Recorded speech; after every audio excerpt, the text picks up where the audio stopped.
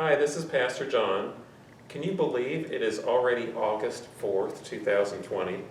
It's August. Fall is right around the corner.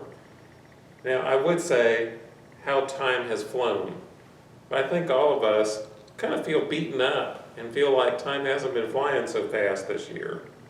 In fact, and when we go home and we look at perhaps our favorite news site, or we turn on the TV or do something like that, read a book, look at a newspaper, if you still do that these days, we're bombarded with news.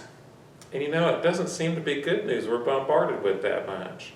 We're bombarded with bad news about all kinds of different things. I think we feel a lot of times beat up and ready to go on. And so here in this passage we're going to look at this afternoon, I want to focus on good news. Look at this good news. Paul says to the Romans, "How then will they call on him in whom they have not believed? And how are they to believe in him of whom they have never heard? And how are they to hear without someone preaching? And how are they to preach unless they are sent? As it is written, how beautiful are the feet of those who preach the good news."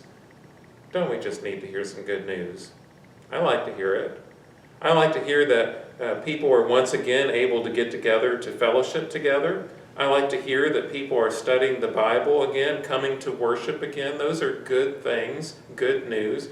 I like to hear the good news that despite all of these difficult situations, we have been able to proclaim the gospel in new and exciting ways through the internet, through different opportunities that we wouldn't have been given otherwise. In fact, I'm going to tell you something very important. Over the next few months, I think, here at Faith Presbyterian Church, we're going to ask you if you would like to be a part of those who are giving good news. In fact, you have the opportunity all the time, as you give resources, give of your time, come and worship, to either hear or help proclaim the good news. But here, I think we're going to help. Listen to the two things we have. How are they to hear without someone preaching? And how are they to preach unless they are sent? You see, you both have the person who's bringing the good news and the person who's sending them to bring that good news. Now we know the person sending is God. It's our task. It's our mission. But also, in a sense, we believers are also senders in that we provide the resources and the opportunities to send people to proclaim the good news. Well, over the next few months, you're going to hear of opportunities for you to both be a part of giving the good news as you serve others, either here or in other places, or to be a sender, that is, to give of your resources for this purpose.